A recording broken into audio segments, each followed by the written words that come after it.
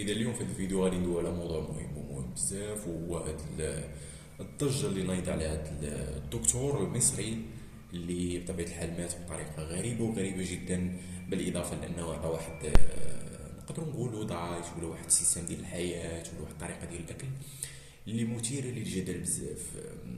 من بين الحوايج هو اللي قال، هو أنه قال بنادم ما يبقاش ياكل البيض، ما يبقاش ياكل الدجاج، يبقى ياكل السكر، يبقى ياكل نوتيلا. الماء ما يشربش الماء، يشرب العصير. يعني عطى شي حوايج اللي هما مخالفين على داكشي حنا اللي كنعرفو تقريبا وكبرنا وتزادينا عليه، لانه هادشي اللي كيقول هو فريمون مختلف تماما على داكشي حنا اللي كنعرفو. مما اثار واحد الضجه، ومما انه من بعد ما مات بطبيعه الحال هو في اوج الشهره ديالو بطريقه اللي كيقولوا غريبه، لكن السلطات الرسميه كتقول بانه سكته قلبيه. بطبيعه الحال هو كان عايش في الامارات، هو مصري الجنسيه بطبيعه الحال. فاثار واحد النوع من الضجه ديال ان بنادم كيقول واقيلا عطى شي سر.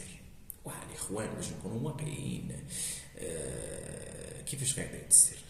ما عارف، معك من احتراماتي يا الاخوان كونوا منطقيين.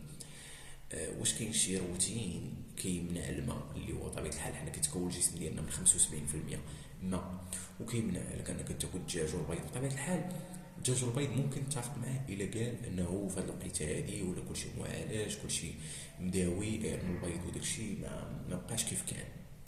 دونك هذه ممكن انا نتفق معاه فيها. باش تقول لي البيض والدجاج نهائيا بصفه نهائيه ما نتفقش معك، اسمح لي. بطبيعة الحال عطى بزاف ديال الحوايج. قال بانه الخبز ما مزيانش، قال يعني بزاف ديال الحوايج اللي انورمال.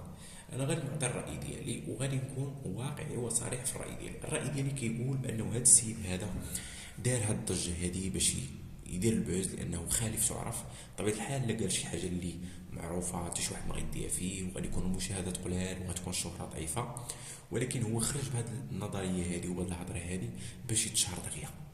وبطبيعه الحال هو اختار هذه الطريقه هذه. انا يعني نعاود هذا الراي ديالي وهذا التحليل ديالي، ممكن يكون صحيح ممكن يكون خاطئ. يعني بعض الناس اللي غياخذوا التحليل ديالي ويقول لك قلتي او ما قلتيش، فانا كنقول الراي ديالي، كنقول انه هذه اسلوب واستراتيجيه للشهره.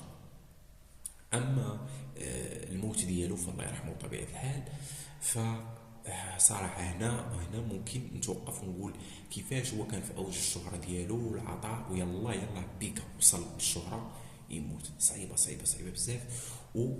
وواحد 80% من الشهرة اللي حقق دابا راه بسبب الموت ديالو، هي اللي خلات بنادم يتكلم عليك. ما قال شي حاجة اللي ما بغاوهاش تعرف بطبيعة الحال من شي جهات معينة.